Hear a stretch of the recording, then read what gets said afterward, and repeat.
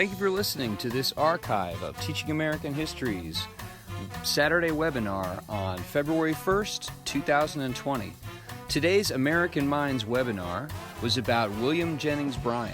And for this discussion, we were joined by moderator Dr. Chris Burkett and panelists Dr. John Moser and Dr. Jason Stevens, all of whom are on faculty together at Ashland University. Thanks again for joining us. And make sure to share this archive with friends on social media and subscribe to our podcast for automatic updates every month. Thanks so much. Well, welcome everybody to another teachingamericanhistory.org Saturday webinar sponsored by the Ashbrook Center at Ashland University. TAH.org is the leading online resource for the documents-based study of American history, government, and civics for teachers, students, and citizens. I'm Chris Burkett. Teach here at Ashland University, and in case you're joining us for the first time, the theme of our webinar series this year is American Minds. And the point is to pull together some thoughtful scholars, have a conversation about important persons in U.S. history who either influenced or somehow reflected this thing we call the American mind, riffing off of a term that Thomas Jefferson used in one of his letters. As always, we encourage you to join us in this conversation by submitting questions in the chat box, and we will try to get as many as possible. Let me just say to our participants, our scholars today, if you see a question in the chat box, please feel free to jump right in and answer it if you're so inclined. And if you're submitting a question, please make sure that you submit it to all participants and not just me privately so that everybody can see your question. In the next week, you'll receive a link in an email by which to request a certificate of participation, as well as a link to the archived video and audio from today's program.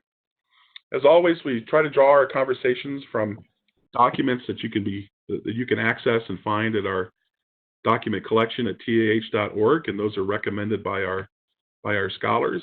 Today we're discussing William Jennings Bryan, and to help us today think through this important person, I'm happy to introduce my friends and colleagues here at Ashland University, John Moser and Jason Stevens. Good morning, gentlemen.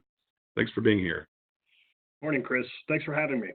It's a pleasure. So I can think of few more pleasant things to do than to have a good conversation with friends on a Saturday morning about important people and ideas. So glad you took the time to do it. So I usually start by throwing some broad thoughts out there, and you guys then take it away and talk about whatever you want to talk about. But just maybe a general question about Bryan.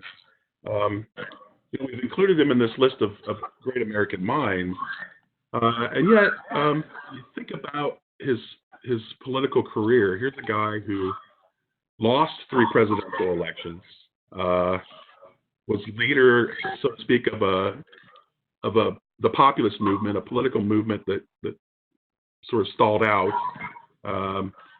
He was essentially a 2-term congressman from Nebraska, and he's known as the Great Commoner, which is not exactly the sexiest nickname, right? Compared to the Great Emancipator and things like this, the Great Commoner. So I just thought maybe both of you could say a few words about why you think Bryan is worthy of study. Why is he worthy of being included in a series on great American minds? Any thoughts to get us started along these lines? Mm-hmm. Yeah, I can start off and say maybe a little bit about that. You're right. His name, the Great Commoner, in comparison to the Great Emancipator or the Great Compromiser, doesn't sound nearly as interesting. But I would claim that Bryan is actually a really interesting figure. He's interesting in part because of the arguments that he's making against imperialism at the end of the 1800s, at the end of the 19th century, early 20th century. The arguments that he makes, especially on imperialism, are not popular ones, right? It's sort of the losing argument of the time, but I think he makes the better argument. And I think actually that is, as time has gone on, we understand that's Bryan and the anti-imperialists of that time were making the better argument to the extent that their argument was more in line with the American founding. Interesting. And the economic argument, that's another issue where Bryan is again on the losing side, at least at the time, and losing 2 elections to William McKinley on McKinley's platform of tariffs and the gold standard, and I mean maybe we can have a debate about that, but I think that Bryan is actually making some interesting and compelling arguments here that, although at the time may not have been pretty popular, right, have a lot of weight to them. Very interesting. John, any thoughts on that, or want to add anything? This is a guy who is deeply and closely involved with just about every major development of national importance from the 1890s through the early 1920s. So just by studying Bryan, you can learn a lot about the history of this period. Secondly, he is so hard to pin down. The word populist, I think, fairly applies. I hear him sometimes called a progressive. I don't know about that, although he certainly did associate himself with certain causes that might be called progressive. At the same time, he's deeply moralistic. I see there's already a question here about that, about sort of his evangelical approach. Mm-hmm. He was he may be the first American fundamentalist to really throw himself into public life in a major way. So obviously, a fundamentalist evangelical Protestantism informs everything that he talks about. Yeah, that's really interesting. By the way, are you guys getting any feedback? I'm hearing a lot of feedback. Is it just me? If I mute my mic when I'm not speaking, then it seems to be. And I'm doing it. Okay. All right. Good. Well, I apologize to all for any feedback that you're hearing. But John, on that point, and Jason, so it is interesting you brought up the question whether he's a progressive or a populist, because he spans both eras, right, so to speak. And how influential was he in the sort of in putting together what comes to be known as the populist movement? Can we talk a little bit about the populist movement, because that's a term that's become very popular again today, right? Populism. So what was populism? How would you characterize it as it sort of developed at this time? And what was Bryan's role in making this a kind of coherent movement of sorts? Can we talk a little bit about that? Okay, I'll take a stab at a definition. I know it's tough to define these things sometimes. Right. It is a political ideology that asserts the moral superiority of the ordinary person, although in Bryan's day, I think it's more appropriate to say the moral superiority of those who work with their hands. Because today's kind of, when I think of the kind of populism that's used by President Trump, there's some aspect of that, but a lot of his supporters are, we would consider them white collar types who do not work with their hands. So, but certainly at this period, we're talking about those who do engage in physical labor. Yeah, it doesn't. Today's populism doesn't seem to be an anti-wealth populism. Is it too simple to say that there's a lot of that in the original? Oh yeah, no doubt. And of course, these repeated references to Jackson, right? Jackson is usually the original populist. Although Jackson himself was extremely wealthy, Bryan never was. Yeah, and John, just listening to you describe Bryan's understanding of populism, it reminded me of what he says in the Cross of Gold speech, several paragraphs in, where he's talking about the businessman, and Bryan is arguing that, right, the man who works with his hands, the farmer, right, he's just as much a businessman as sort of the white collar rich man, when he says, quote, "We say to you that you have made the definition of a businessman too limited in its application. The man who is employed for wages is as much a businessman as his employer. The attorney in a country town is as much a businessman as the corporation counsel in a great metropolis. The merchant at the crossroads store is as much a businessman as the merchant of New York. The farmer who goes forth in the morning and toils all day, who begins in spring and toils all summer, and who by the application of brain and muscle to the natural resources of the country creates wealth, is as much a businessman as the man who goes upon the board of trade and bets upon the price of grain, so on and so forth. Right? Yeah, I mean, he has the Bryan has the support of the Populist Party in the election of 1896, and then again in 1900, although not to the same extent that he had in 1896, I believe. So he is their candidate, mostly on this issue of bimetallism that he runs on in the 1896 campaign. He lays it out here in this cross of gold, which I think most of us are probably familiar with, or pretty familiar with. There are attacks on the wealthy, right, throughout this speech, and he brings in not only Jackson but also Lincoln and Jefferson, right, to defend those positions, whether or not those are whether or not his use of those authorities is accurate, maybe is another debate. Yeah. I don't think you can understand Bryan and other populists without understanding the labor theory of value. The notion that originally with John Locke, the idea that all value comes to anything by virtue of the labor that is applied to it. Mm-hmm. Mm-hmm. And when we're talking about the world of corporate capitalism of the late 19th century, you saw lots of wealth being created and ending up in the hands of those who did not engage in what is traditionally thought of as labor. Mm-hmm. If you believe the labor theory of value, mm-hmm. It was central to Karl Marx also, then you have to say something really bad is going on and it has to be fixed. Mm-hmm. Yeah, so this is the era when the term unearned income becomes a really, negative term, right? So unearned income versus income or wealth is created through labor.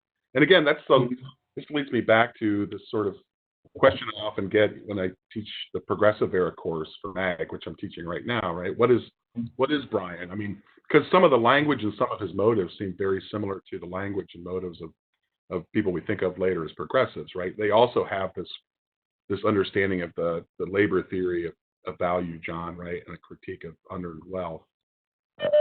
But it seems like they propose different ways, perhaps, to deal with that. I'm not sure. Please go right ahead. Mm-hmm. John, did you want to jump in? Or somebody wanted to jump in.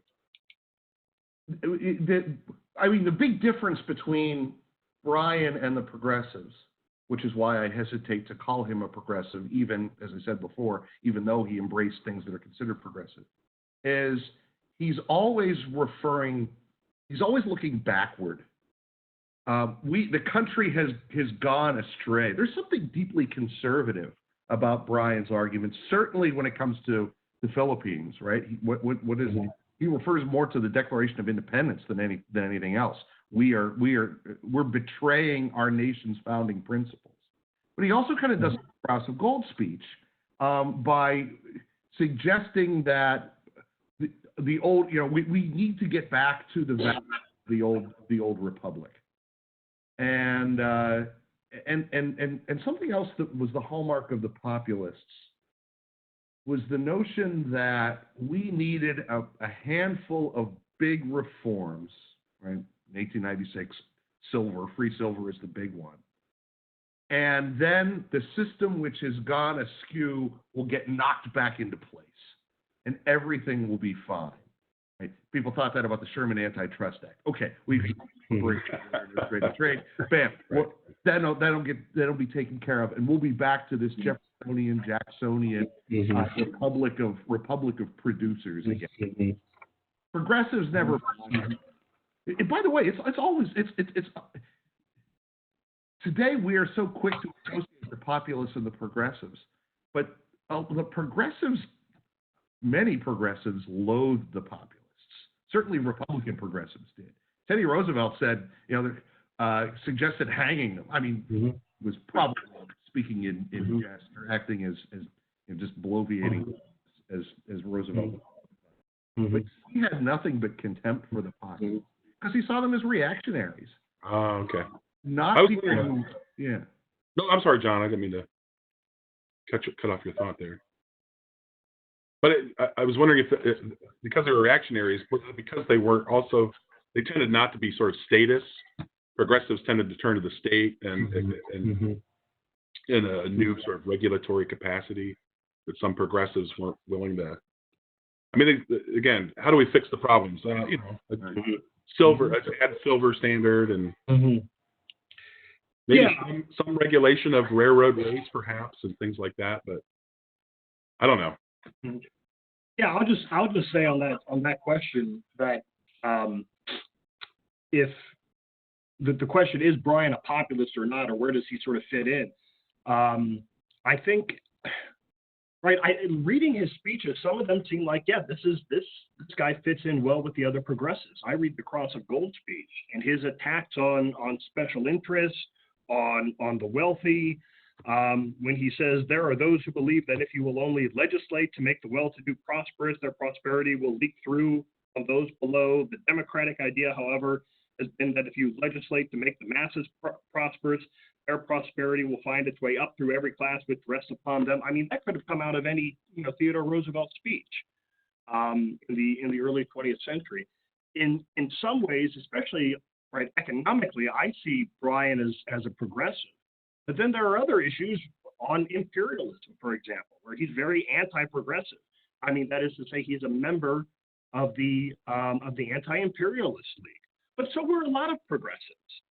John Dewey, Jane Addams, other very famous progressives of this period, right, did not all agree on every issue, and actually split on the issue of imperialism. And so I would say I think of Bryan as a progressive, but it sort of depends on the issue. The interesting thing is that he loses 2 elections to William McKinley, right? Who I think is right. There's no doubt that McKinley is sort of the embodiment of the progressive era of this age, and Bryan is right, the guy the Democrats turned to after abandoning Cleveland following the panic of 1893, which leads into these economic debates. So it sort of depends what the issue is that you're talking about, whether or not Bryan's a progressive or not. Yeah. The issue of free silver seems to me a typical populist approach to a problem. And it's interesting how few of the backers of silver find their way into the progressive movement. If we think about Woodrow Wilson and Theodore Roosevelt, they were both gold standard guys. The progressive approach to the problem of money was Federal Reserve. Okay, what's the difference between those 2 options? Free silver, it's simple. We just monetize silver. We tie it, or we tie it to gold in a specific ratio, and we increase the money supply as a result. And then let things go. Mm-hmm. Compare that to the Federal Reserve. We need a group of experts to decide how large the money supply is how much money we want in circulation, and then to make decisions to put that into practice. Populists did not like the Federal Reserve from the start, because this is shadowy figures, many of which were hated bankers, right, who were basically controlling our money supply. As opposed, I mean, for populists, there was no social problem that ordinary people couldn't understand and fix themselves through simple remedies. Mm-hmm. That's nonsense. The problems of modern society are complicated. Ordinary people might understand at a gut level that something is wrong, but they don't know what to do. So we have to have experts who can go in and keep their fingers on the wheel. We need to build machinery and have smart people operating the machinery. It's not a populist way of thinking. Mm-hmm. And Bryan is a member of Wilson's cabinet when the Federal Reserve System is created. Yeah. And that's mostly because of the dynamics of the Democratic Party at the time. In 1912, even Bryan says, okay, I'm done running for president. That was three times is enough.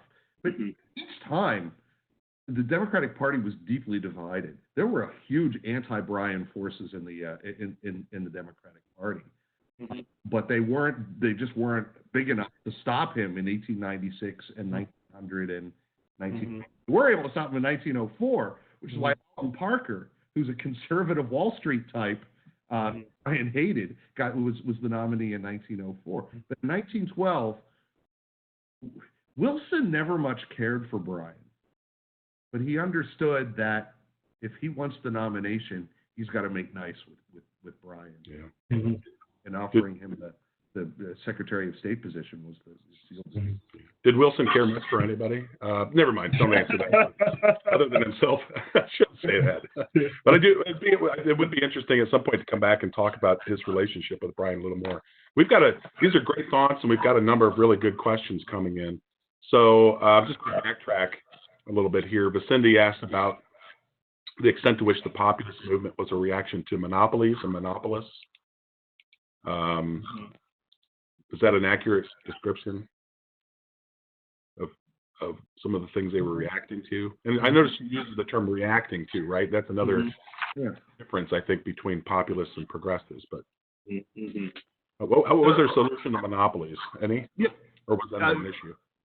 This was an idea that divided the progressives too.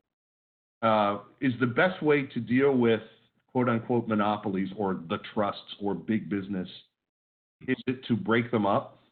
Populists loved that idea, and that held on in a certain kind of progressivism. I mean, that was Robert La Follette's preferred way of dealing with things. It was Louis D. Brandeis's way of dealing with it, and he was a big influence on Wilson. Of course, Wilson didn't really follow through with that so much. On the other hand, the other approach was to say big business combinations are inevitable. In a way, they're desirable because they're more efficient. However, they have to be regulated in the public interest. Bryan was never all that comfortable with that with that way of but yeah, I mean, certainly the populists were reacting against what they saw was the decline of the old republic of small producers. Yeah, these massive conglomerates, and the railroads, the beasts that were closest to them. Maybe at some point we talk about Wizard of Oz, but that's a great point. Yeah. So on this point, by the way, again, I got a number of really good questions, and I'm going to skip a few and circle back to them to sort of stay on the same theme. Greg asks, is the technological revolution of the 20th century responsible for the shift from the yeoman farmer ideal of Bryan's populism and the populism of today? Is anti-elitism the bridge between the two and a function of lifestyle rather than wealth today? Greg's looking for the similarities here. Thoughts on that? That's a really good question. It's a really good question. I don't know if I have a good answer to it. I'm going to take a stab at it. All right. It fits in with Bryan's religiosity. One of the popular press of the time loved to point to examples of rich people behaving badly. And of course that wasn't hard to find, right? Lavish sums being spent on parties, on illicit love affairs, on young wastrel heirs to fortunes behaving in sinful ways. So there was this association of the new the new industrial order with association of this with sin, and in fact, often these Midwestern and Western farmers, and I think this helps us to explain why. Well, one of the questions I saw was about why why Bryan didn't do better in the cities. Yes, yeah. There was always a strain of populist thought that looked down on for certainly immigrants and those who lived in the tenements. Okay, so if you're Bryan, you make an occasional nod in their direction by saying we support labor unions, but culturally they were so different. They didn't speak, they didn't speak our language. They were Catholics or Jews rather than Protestants. They ate weird food. They lived in conditions that we consider to be unhygienic. The cities were an alien creature for populists, and they really couldn't hide that, even with all their gestures in support of union labor.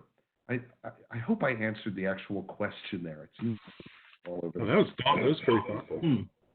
I mean, because again, the populism I think of as a mostly Midwestern movement. I mean, right? And Bryan, no accident, is from Nebraska, so seems like a common view or idea that motivates populists at the time was the problems we're dealing with are sort of the spillover from East Coast problems, the problems of Eastern culture, Eastern urbanization, Eastern industrialization. And so I can see that there's a natural sort of distrust of the overpopulated industrial and economic centers of the East. And let's not forget Prohibition.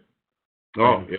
Bryan is an ardent dry, even though he doesn't really put it at the center of his campaign. He certainly was a supporter of either strong restrictions on liquor or that did not play well with it. I was going to say he just lost my respect. He just lost my vote. I'm just kidding. Yeah. In the same vein, Bryan is one of the first guys to sort of go out on the campaign trail to win votes, to talk to voters, to do sort of the modern campaigning that we were so used to today, which just simply wasn't the norm back then, right? William McKinley and his famous front porch campaign, right? He's sitting on his front porch at his home in Canton, Ohio, and the people are just coming to him. Bryan is actually going out to the people. Right on that point. Yeah, that's a good point. Fascinating things about how Bryan changes the nature of campaigning. 1912, Teddy Roosevelt and Woodrow Wilson are out there traveling all over the place. It costs a whole lot more to conduct a political campaign where you're traveling around talking to the people. Staying home on the front porch, like McKinley did, that doesn't cost much at all. So one of the big unintended consequences of this is the Democrats become more dependent on donations. So political, money in politics, even though the populists rail against it and later the progressives do, they're dependent on it because they can't carry out this way of bringing their message directly to the people any way.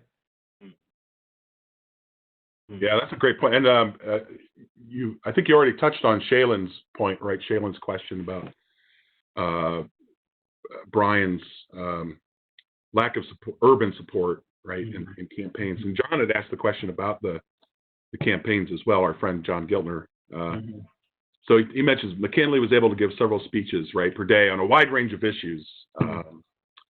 But Bryan gave the same speech multiple times a day during his whistle stop tour. So that mode of campaigning hurt Bryan somehow. You think? I mean, John asked specifically if he might have won in 1896 if he had run a different campaign. But well, I do know that I think it's unfair to criticize Bryan for using the same speech over and over and over again. Again, that's sort of how modern campaigns today are conducted. But Bryan used that to great effect. He was known as the great commoner, but this man was really, really a great orator. The way he could write a speech and then deliver that speech. I mean, the Cross of Gold is sort of the perfect embodiment of that.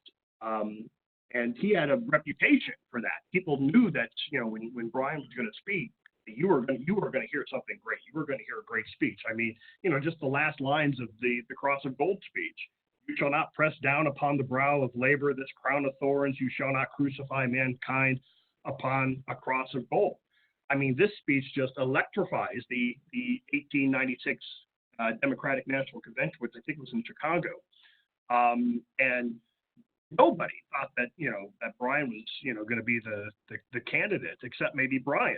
And he sort of, I mean, as a result of this speech, really ends up, it turns into an eventual landslide for him. I think he's elected on like the fifth ballot or something, but that was because of this speech. Yeah. He's the candidate because of this speech. Yeah, right? That's not something sort of just a nobody could do. It takes a great order to do something like that. Sorry. Go ahead. Great point, Jason. It reminds me again because of the question I started with, the way at the beginning. Why do we, why is this guy worth studying? You remind me that he did make the gold and silver standard a central, if not the central issue of the election, right, in 1896, yeah. And in part because of the speech. So, I mean, even McKinley, 36 years old. McKinley had to rethink his position on. So he is really setting, the tone for the election in a certain sense. Even though, of course, he ends up losing. I mean, that's quite an accomplishment politically. So, yeah, these are very good points. And can we just say something? I've got another couple of good questions here to turn to, but just a little bit of clarification, if you don't mind, on the silver standard issue. So I have students ask me all the time, why the silver standard? Why were they pushing so much for the silver standard? My understanding is that Bryan and other populists thought that the fact that we were on the single standard, the gold standard, the wealth of the country, control of the wealth of the country essentially had been cornered by the wealthiest bankers and owners of corporations, again, back east, right? John, am I understanding this correct? Opening the silver standard up would allow more people, especially in the Midwest, to have some. Yeah, that was a big part of it. I mean, more fundamentally, because the dollar was tied to gold and only to gold, the amount of gold in the world had not changed that much. It would, by the way. We could talk maybe in a little while about why the gold standard, why this whole silver issue vanished very quickly. But money was tight, right? There was not much. The money in circulation was pretty strictly limited by the amount of gold. And the thought was, and really, as a result, the 1890s were kind of a period of depression in the United States. And this led to the cry for monetizing silver, because it actually had been monetized at one point. In 1877, it was the tie between gold and silver was severed, and only gold was going to be the standard. And so the populists looked back and talked about the crime of 1877 as we were using silver was in circulation at one point, but now it isn't. Mm-hmm. So by adding silver, there was America had a whole lot of silver, and there were silver strikes all through the West. You could really have an increase in the amount of money that was out there. In other words, inflation.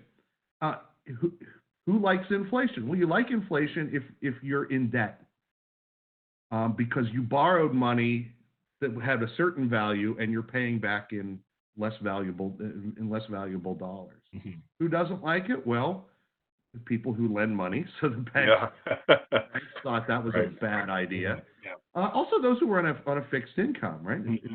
The dollar amount that they got did not change. Then they were getting money that was worth that was worth less. By the way, some of the biggest supporters of silver standards were silver miners in the West. So you had it's wrong to say that this is big business versus the farmer, because there were a lot of big businesses that were engaged in silver mining who saw a lot of benefit in seeing monetized silver. Oh, that's fascinating. I hadn't thought of it that way, but that makes perfect sense now. So the more high-minded arguments I've read, high-minded, say, well, this will help to sort of stabilize the economy, because, as you mentioned, there has been a series of recessions, right, in the last couple of decades. But yeah, the interest part of it is always the fascinating part, right? Whose interest is it? to have silver. So Mm-hmm. very thoughtful. Thank you, John. And Christopher asked earlier if I can find it really quick. So Bryan was the great commoner. Many populist ideas appeal to the common man. Why did the party and their ideas have trouble gaining traction and winning national elections? And I'm going to add on to that my own question. Why were the progressives more successful in this than Bryan and the populists? Any thoughts on that? Mm-hmm. Do we know? Yeah, no. I'll jump in and say that. Well, I mean, during this period, in fact, for most of American history, right, third parties are frankly not very popular, right, in American elections for several reasons. Now, the progressives, as you know, Chris, do slightly better, but only slightly, right? I mean, 1912 is sort of the prime example of that, where where Wilson, the Democrat, wins, but the Republicans, because they split the vote between Taft and TR, the progressive candidate, right? Wilson ends up winning, but TR, the progressive, comes in, beats Taft, comes in second, right? So that's about the extent of the victory for the progressives, at least in terms of at least electorally. Sure. But what has to happen is, right, that those third parties have to find a candidate, and in one of the two major parties that they can back, and at least they can make certain compromises with. And this was something that was working with the convention, right? I mean, the populists would walk out of the DNC if the candidate that was selected wasn't to their liking. I mean, that was routine, and actually, it's not just the populists, but right, you see that sort of throughout American history during the split in the Democratic Party in 1860, for example. Yeah, the progressives are slightly more popular than the populists, but only slightly. Yeah. Historians talk about, but 1896 is the high water mark for populism, but it's also the death of it because it's poured into the Democratic. In fact, some leading populists at the time said we should not endorse Bryan, even though he's with us on this one big issue. But if we do this, we're going to end up just becoming an adjunct to the Democratic Party, and that's what happened. But if you look at the results of the election of 1896, Bryan did. I mean, obviously he lost, but he did pretty well for a loser. Mm-hmm.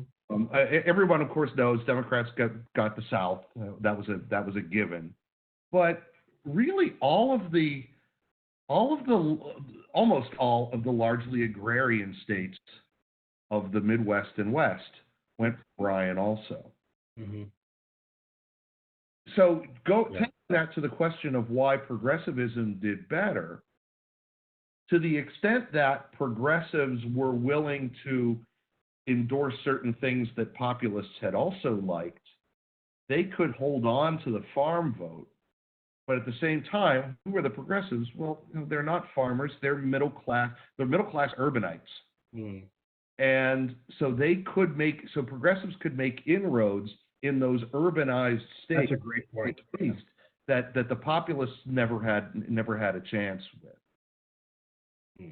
Yeah, that's great, John. That makes a lot of sense. And what you were saying and what Jason was saying made me think perhaps also, as one of you mentioned, the Democratic Party was just not ready to fully embrace Bryan, right?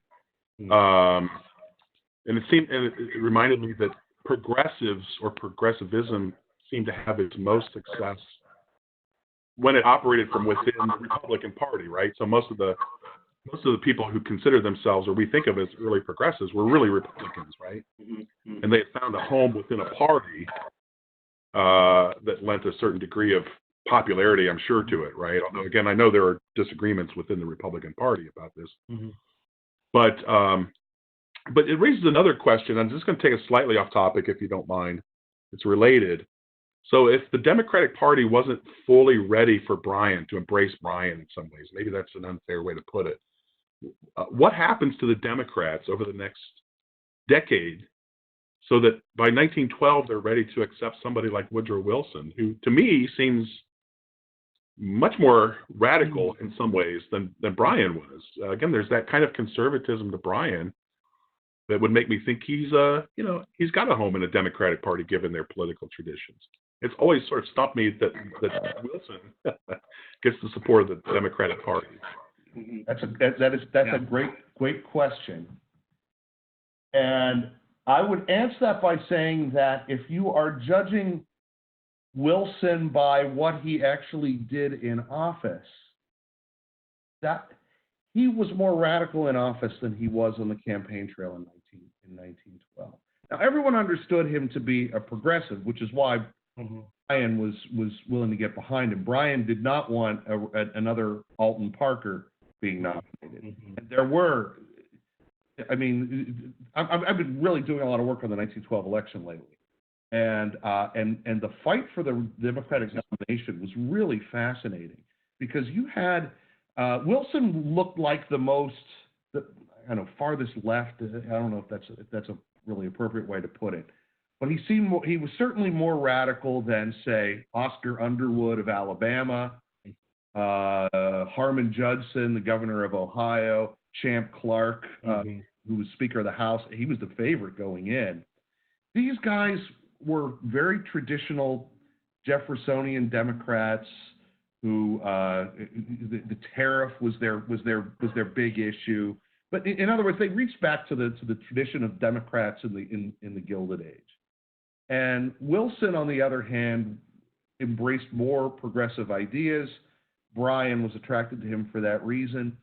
But if you look at Wilson's rhetoric, he talks about Burke. He talks about the need for change only to the extent that change was the change was necessary. And the fear certainly among even more conservative Democrats was that, because by the time the Democratic Convention rolled around, everyone knew that Teddy Roosevelt was in the race. It was clear, unless they did something to screw it up, the Democrats were going to win in 1912. This was their best opportunity in a long time. No matter who was the candidate, right? What's that? No matter who was the candidate. Well, the fear was one way to mess it up would be to nominate somebody who is perceived as conservative. Then Democrats, progressives in the Democratic Party might bolt and go to Roosevelt. That was regarded as the one. So you had even conservative Democrats saying, if we want to have if we want the White House and the patronage that goes with it, we better suck it up and embrace this guy, even if we don't like even if there are things about him that we're not sure about. Wilson also was, again, you have to look at Wilson in 1912 versus what we know about what he did. At the state level, Wilson was fairly progressive, but Democrats could say, sure, at the state level you could do lots of things. We just don't want federal government doing it. Wilson, like FDR was in 1932, Wilson was kind of vague about what he actually intended to do in office. Compare that to Teddy Roosevelt. Everyone in the world knew what Teddy Roosevelt stood for on because he didn't shut up. That's true. This and this, and so that really worked to Wilson's benefit. And I think there were Democrats, just as there were Democrats in the 1930s who supported Roosevelt in 32 and said, "Well, that's the New Deal wasn't what I signed up for." Yeah. There were Democrats after 1912 who said, "Yeah, Wilson was. We didn't expect this from Wilson." Right. If I could just piggyback on that for a minute, because John, you mentioned earlier a really great point about Bryan that I hadn't thought of, that Bryan, unlike the progressive, Bryan was always looking backwards, right, talking about the past. That was not Wilson, right? Wilson was, right, and by his own admission, right, was always looking forward. That's sort of what he said, right? That's in the nature of what it means to be a progressive. We think of the future as the more glorious time in comparison to which the present and the past is nothing. Progressives are always forward looking instead of those reactionaries or those more conservative Democrats who are always thinking of the past. Which is why, right, Bryan is constantly invoking, right, 1776 in many of his speeches, and Wilson is looking to move us beyond the principles of 1776. And that has consequences for the 1912 election and then Wilson's presidency, because Bryan, as you mentioned, John, serves as Secretary of State, but then resigns in protest on June 9th of 1915 over Wilson's direction that he's taking the country in World War I, where it looks like Wilson is now taking the nation down the path of war following the sinking of the Lusitania in 1915. As long as Wilson was calling for the United States to be neutral in as well as action, Bryan is on board. It's when Wilson starts taking the nation down the route of, well, for the advancement of civilization and the development of man, maybe the United States needs to get involved in this contest. It's there that there's a break between the Wilson and the progressives and Bryan and the more conservative Democrats. Mm-hmm. Yeah, that's very interesting. So we've got his letter to the Senate Committee on Foreign Relations, right, and these sorts of things. So Bryan's foreign policy is something I know virtually nothing about. Interestingly enough, so I know he was split. What was it specifically he split with Wilson over again? In response to the Lusitania. Wilson's response to the Lusitania. Yeah. So Wilson's letter to the Germans, and Bryan thought that was too aggressive, that was going to draw us out of neutrality into a stance of, okay, very interesting. He had also, Bryan had said, soon after the war started, some leading bankers of the United States, because it was common that if foreign bonds were going to be offered in the United States for sale, that you would get the approval of the State Department first, and several banking houses said, well, we want British and French bonds to be marketed in the United States, which means, of course, extending loans to those countries. And Bryan strongly said, no, we don't do this. He said money is the worst of all contrabands because it I'm blowing the quote now.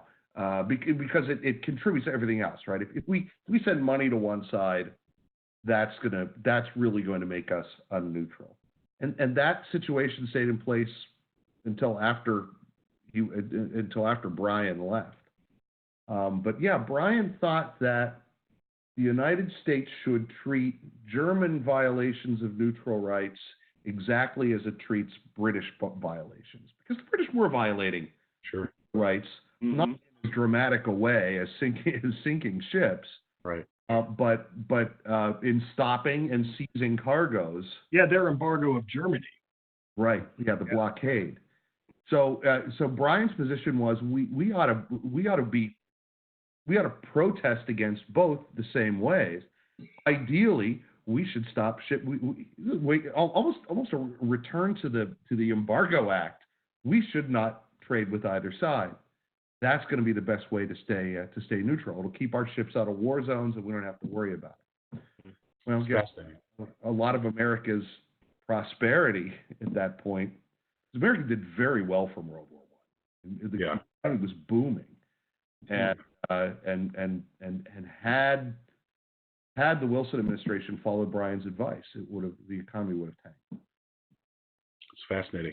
So, can I say one more thing about please, yeah, sure. Bryan as Secretary of State? So Bryan, the arch prohibitionist, upon becoming Secretary of State, he sent an order out to all embassies that they were not to serve any kind of intoxicating beverages at their social functions. So American parties parties and dinners at American embassies around the world served grape juice. And so in other words, the most boring parties in the world. No one wanted to attend parties at American embassies. Brilliant. Maybe that's what he wanted. He wanted to. Maybe this is perfectly in line with his general approach to foreign policy, right? Being neutral and But that's fascinating. So, we hear the term isolationist tossed around a lot coming out of this era and into up to World War II. And I think people often misapply that term. But was Bryan an isolationist, or was he just what do we call a very limited interventionist? And how is that connected somehow to his anti-imperialism? Yeah, I'll take it. Since we have his anti-imperialism speech, right? So right. I'll take a stab at that because I think it would be wrong to characterize Bryan as an isolationist, a sort of an ostrich-like mentality where America just keeps its head buried in the sand and doesn't pay attention to what's going on in the rest of the world. I mean, he's Secretary of State, for crying out loud. But he is in favor of neutrality, right? So you read that letter to the chairman of the Senate Committee on Foreign Relations. Bryan's not talking about isolationism there. He's talking about neutrality, right? Which I take Bryan to understand differently from sort of pure isolationism. Neutrality, right? Isolationism has one rule, right? You just sort of you take yourself out of the world situation and act like that ostrich with its head buried in the sand. Whereas neutrality, right? You treat and entreat with other nations, but upon an equal basis, right? America has no dog in this fight between Germany and Austria-Hungary on one hand and Great Britain and France on the other. America has no dog in this fight, so we're going to treat each side equally. We're going to trade with both sides. Bryan's protest resignation was based upon the belief that he thought Wilson was actually violating the rules of neutrality. And he's very careful in that report that we read here to go through and, right, here are the rules of neutrality. Here are the rules that a neutral government should follow to be truly neutral, right? And here are the ways that America is trying to live up to those rules. And that may be tied to his thoughts on imperialism, because I got to tell you, when I read this 1900 speech of his, which I guess was the speech he delivered again at the Democratic National Convention in 1900, I had not read this before. I found it absolutely fascinating because I knew Bryan was an anti-imperialist, again, a member of the Anti-Imperialist League.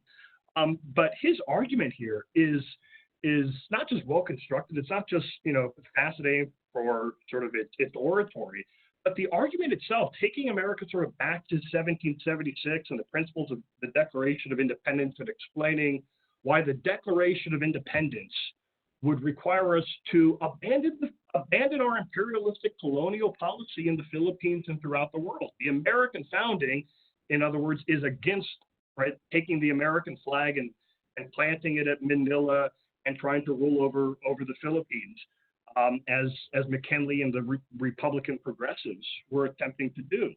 At one point in his speech, Bryan makes the distinction between imperialism and expansionism, right? He says, right, I'm anti-imperialist, I'm anti-colonialist, but I'm not anti-expansionist, right? And he takes it back to Jefferson and the Louisiana Purchase and Texas and, right, America acquiring the Western territories. Bryan said, I can be an expansionist without being an imperialist. The thing is, Theodore Roosevelt will make the same argument. He'll say, I'm not an imperialist. I'm just an expansionist. But we're just right. expanding into the Philippines now. Yeah, right. Let me add something to that. I contend that Bryan is not as much of an anti-imperialist as people think. His position is not, let's pack up and get the hell out of the Philippines. It's, we need to give them a government and then protect the Philippines. In other words, he uses the term protectorate explicitly. By the way, a lot of European countries, big chunks of their empires were not formal possessions, but protectorates, where there was a native government in place. I mean, Cuba was a protectorate of the United States, but where there's a local government in place, on the surface independent, but U.S. forces were stationed there. And U.S. influence, the influence of the home country, whatever country we're talking about, over a protectorate was huge. So the Philippines were not. He even talks about. He even uses the term independence. Mm-hmm. A protectorate is not a wholly independent country.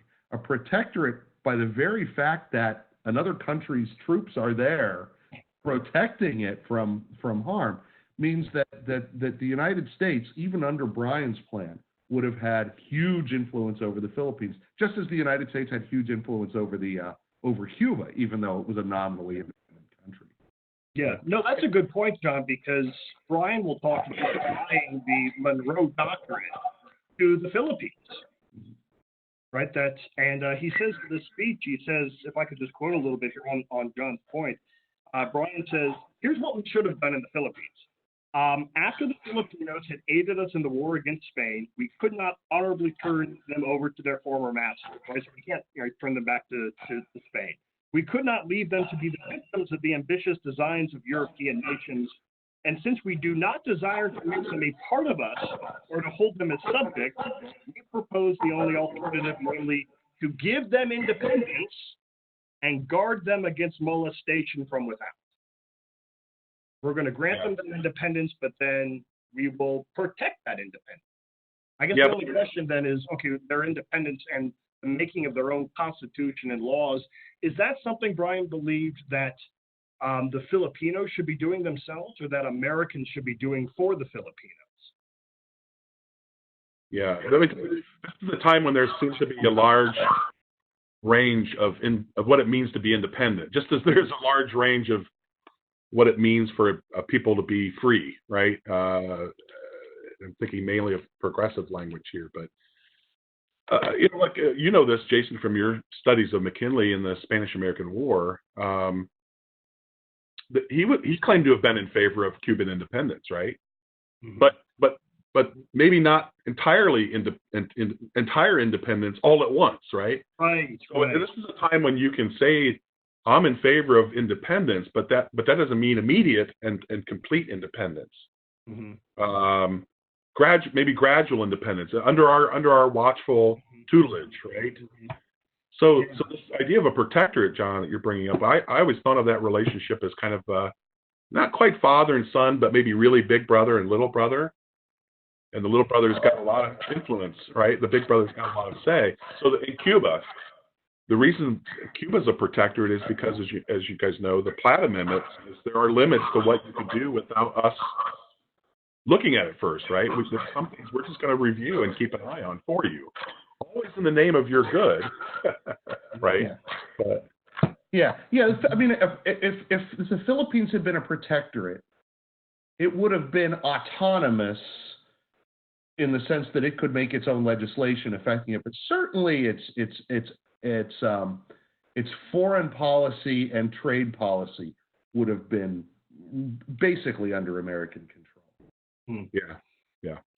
And again, it's interesting at the time when, they're debating, the Senate is debating, what do we do about the Philippines? There are a number of positions that come out of that, right? They're the ones who argue for some form of either protectorate or occupation, but done in the name of American interests, either military interests, given the expansion of colonial European presence in the Pacific, or economic necessity, right?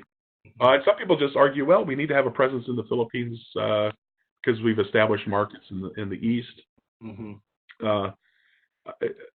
But then you get again, sorry to bring this up, hesitate to bring this in, you get these sort of over-the-top Albert Beveridge types mm-hmm. arguing, no, this is done purely for benevolent reasons, right? Mm-hmm. Although I don't think that's really what Beveridge said or meant, but we just need to help these people be civilized. Yeah. That's not Bryan's argument, right? Yeah, if I can jump in there, Chris, because that's a great point, because Beveridge is talking about we need to uplift the Filipinos. That is, we need to help them out. We need to educate them. We need to bring them Christianity in order to move them along the pathway of true civilization and true humanity. Now, we can't let them vote or determine their own laws or make their own constitutions, but we should educate them, right? So that maybe somewhere down the line they can be able to do those things for themselves. That's not Bryan. And there's this great line in the 1900 imperialism speech where Bryan says, if we are to govern them, that is the Filipinos, without their consent and give them no voice in determining the taxes which they must pay, which of course is what the progressives were were arguing should be done and what actually ended up being done. Bryan says, "We dare not educate them, lest they learn to read the Declaration of Independence." That's a great line. That is a great line. Kind of prophetic, too, when you look at how anti-imperialist movements were really sparked by, anti-colonial movements in the 20th century were sparked by people like Ho Chi Minh, who had traveled who studied in Paris and learned the principles of the French Revolution and then applied them back home. Yeah. Could point to Gandhi as the same thing. That's amazing. That's a great point. By the way, Anne's put in a couple of interesting comments, and there's a question of hers I'd like to get to toward the end. But she brings up the racist aspect of this, right? It's hard to avoid a certain kind of racism in this era, especially when you talk about the question of the Philippines. And do we see traces of that in Bryan's anti-imperialism? I think it's definitely there. Well, look, he says, here's the thing about the Philippines. We know they can't be citizens. He doesn't dwell on why, but it's just common sense. They can't be citizens. So the other alternative is they're going to be subjects, and a republic can't have subjects. One is left thinking, well, why couldn't they become? If the Hawaiians could become, if the Hawaiians could eventually be considered U.S. citizens, why not the Filipinos? Yeah. And it's hard to come to any other conclusion except race. And if you look at Bryan's attitude toward African Americans, that's not reflected in these documents. It's not like he's one of these Southern Democrats who are for segregation and all that. Bryan was simply profoundly uninterested in the plight of blacks. He never encountered. He grew his whole life in Nebraska. Right.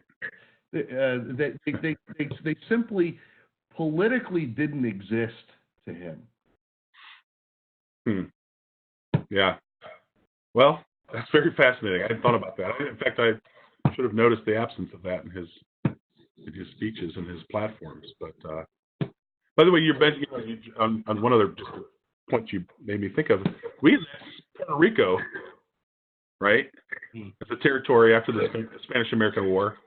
Why can we annex them and not the Philippines? Well, I remember reading some arguments in the Senate debates anyway, that because we can see them as being a little more civilized and potentially becoming eventually American citizens, right? Whereas Filipinos, no. Not to mention that the idea of a Filipino race is largely invented at the time, right? So you're really talking about lots and lots and lots of peoples on lots and lots of land. But anyway, I'm digressing. So. Go ahead, Jason. No, I was just going to say that's an important point. I mean, those racial arguments in defense of imperialism, right? You get those arguments from McKinley, especially the beverages there in the Senate. I don't see, at least in these documents, Bryan talking about race. In fact, you don't need to make a racial argument in order to make an argument against imperialism. What Bryan is saying throughout this speech is, no, you look at the Declaration of Independence, and if we accept the Declaration of Independence and the equal natural rights of all human beings, that applies to the Filipinos as it does to every other race throughout the world, which is why he'll say, we cannot repudiate the principle of self-government in the Philippines without weakening that principle here. If we don't defend the right of the Filipinos to govern themselves, we cannot defend our own right to govern ourselves. It's the progressives, it's the imperialists who are making that racial argument. Bryan doesn't get into that. For him, it's let's go back to the Declaration. Yeah, John, did you want to jump in?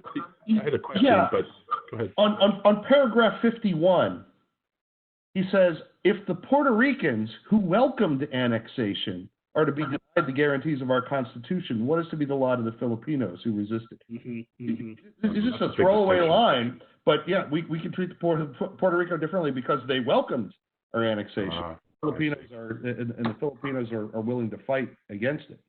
Mhm. Yeah, that's a great point. I'm not sure what he means by that, but Yeah, I don't know if he's talking about like that. Well, we have the consent of the Puerto Ricans, and that's what makes it okay. And since we don't have the consent of the Filipinos, that's what makes it not okay. Maybe something along those lines. Well, it also might mean, at least, as Candy points out in her comment, that we don't need to put together an army for Puerto Rico. Right? Mhm. Right. No, that's an important part for Brian. We're going to have for Brian. the military is just going to expand and explode if you want to keep the Philippines. Yeah, because he does make a point in his anti-imperialism speech about the need to not sort of waste American lives on things, right? Which I thought was an interesting point too. So didn't quite put it as eloquently as he did. But did you see evidence in his anti-imperialism of his religiosity too? I mean, we mentioned Albert Beveridge earlier, and he gives these soaring rhetorical speeches about, we've got to help these people, and we know Beveridge grounds that on certain religious ideas or religious terms at times, right? Mm-hmm. Maybe we don't see it in his speech, but do you think his religious views influenced his views of on imperialism? I don't know. I'm just throwing that out there. If you don't know, it's fine. But yeah, well, yeah, he thinks that the religious argument is bunk, right? What does he says? He says on 99 and going forward, 100. If true Christianity consists in carrying out in our daily lives the teachings of Christ, who will say that we are commanded to civilize with dynamite and proselyte with the sword? Oh, that's a great point. Yeah. He who would declare the divine will must prove his authority either by holy writ or by evidence of a special dispensation. The command, go ye into all the world and preach the gospel to every creature, has no Gatling gun attachment. That's brilliant. Yeah. When Jesus visited a village of Samaria and the people refused to receive him, some of the disciples suggested that fire should be called down from heaven to avenge the insult. But the man rebuked them and said, ye know not what manner of spirit ye are from, for the Son of Man is not come to destroy men's lives, but to save them. Suppose he had said, we will thrash them until they understand who we are. How different would have been the history of Christianity? That's great. That's great. Yeah, that's perfect. Thanks, John. Perfect lines.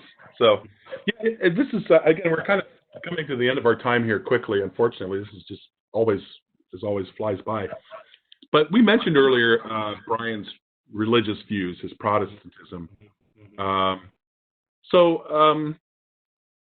had a question. Do we know, he was not affiliated with the social gospel at all? Do we know? Right? Or I'm not sure. I don't think so. I don't think he was. Mm-hmm. Okay. But he became famous, as we know, or not became famous, but was back in the public spotlight again over the Scopes trials, right? Mm-hmm. Somebody had asked earlier, trying to find out here quickly, who was that asked this? I can tell you really quickly. Anne asked whether part of the reason Brian went all, she says he went all fundamentalist preacher mode in the Scopes trial, and wanted to know, was that in part an attempt to become relevant in politics again, or was this really tied sincerely to his religious views on these things? Can we talk a little bit about his role in these things, because this is sort of the last big thing he's known for? Yeah, this is I'm fascinated by the Scopes trial. By the way, about the social gospel supporters were all religious modernists. They were not fundamentalists. I gotcha. Right. Okay. And so that always, you would really have kept them out of the social. And I don't see in Brian's rhetoric some idea of preparing the way for the kingdom of God, or bringing up the kingdom of God on earth. That doesn't come in Brian's words. Gotcha. Okay, good. Yes, he was motivated by his fundamentalist beliefs, but what often gets overlooked in the Scopes trial is to what extent it was about the right of a community to determine what its children learn. For Brian, that was at least as important as the religious aspect. he didn't like the idea, and this again shows how he is not the same as the progressives, right? The progressives would have said, well, of course, we want good science. We want good science to be taught everywhere. For Bryan, this is a matter of a community that holds strong religious beliefs, wants to pass those beliefs on to its children. They should have the say over what goes on in its public schools.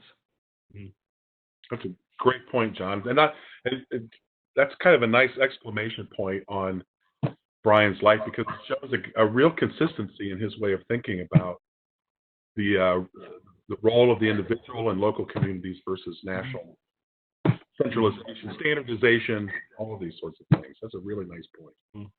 So yeah, and it's not if I could just piggyback on that. Please, yeah. Bryan's role in the Scopes trial is not, and Bryan never understood it as an anti-scientific position or an anti-scientific role. Right? Bryan sort of said, yeah, science has its place. What's the famous line that science can make great material improvements for mankind, something along these lines, but it is not a appropriate teacher of morals. We're going back to what John was talking about. What are the how to pass on that moral fabric to the next generation? Bryan would say you can't do that through science. That's why you need religion. And if a community decides to teach religion in public schools, that is their right. Yeah, perfect. Yeah, really well put. Well, guys, appreciate it. We've come to the end of our time. It's been really eye-opening for me, especially since I profess I knew relatively little about Bryan. Do you have recommendations for books for people to read on Bryan? Hey, John, you ever read any good books on the Gilded Age? I'm joking in part. Populism. There's a book I enjoyed. Michael Kazin, Kazin, a book called The Populist Persuasion, which is really a broad history of populism throughout American history, but obviously there's a huge chunk dedicated to this period. He also has probably the best biography of William Jennings Bryan, called Agrarianism. Gotcha. Let me mention two other things. I recommend two other things. If you're at all interested in H.L. Mencken, I love reading Mencken stuff. Mencken's obituary of William Jennings Bryan is so savage and so witty. I recommend just do it. You could find it online. But H.L. Mencken's obituary, one of his famous lines is, "Imagine a gentleman and you will have everything he was not." Wow. One more thing, I want to put in a plug. This summer in the MAG program, I'm teaching our Progressive Era course, and we'll be spending some time on Bryan in that. And in fact, we'll be using a game on designing a role-playing game about the election of 1912. Somebody will actually play the role of William Jennings Bryan. Nice. That's awesome. Good. All right. We'll look forward to that. Hopefully, if anybody's interested, they'll look into your course and sign up for that. So, well, great. Thank you very much, both of you. Really, really enjoyed our time together, and hope you guys have a great weekend. Thanks again for your time and your minds. Thanks. This Very was enlightening. This was great. Yeah, thanks to you both. Thanks, guys. And hope everybody else who joined us enjoyed this and found it thoughtful. Thanks for some great questions. It really moved the conversation along in some thoughtful directions. Just a reminder quickly about the email that you'll receive with your link to a certificate of participation. And again, if you've enjoyed our webinar today, look into the other resources that Ashbrook provides, including our MAG courses and a lot of free one-day seminars, which we hold in over 20 states. These are all discussion-based, centered on original documents. Take a look at the TAH.org website and click on seminars and find some more information about these free one-day seminars around the country. And if you've enjoyed today's program, help us spread the word about these things by posting something in your social media, right? We'd greatly appreciate that. Our next Saturday webinar will be March 7th, and we'll be talking about Jane Addams, another person from relatively the same era. So that should be fun as well. Until then, take care, and I hope to see you at the next webinar. Thanks. Thanks again for listening. Remember that you can find information about all of our programs online and in person at tah.org. If you look in the upper right-hand corner of the home screen, you'll see a link to our seminars, where you can find out information about our live, free seminars for teachers of American history, government, and civics that we're holding in about 25 states at this point. And also under the programs link at the top of that homepage, you can find information about both our webinar series, Documents in Detail, and this year's Saturday webinar series, American Minds. Our next Documents in Detail webinar, as Dr. Stevens said, is on the 19th of February of this year and will be on Plessy v. Ferguson. Thanks so much.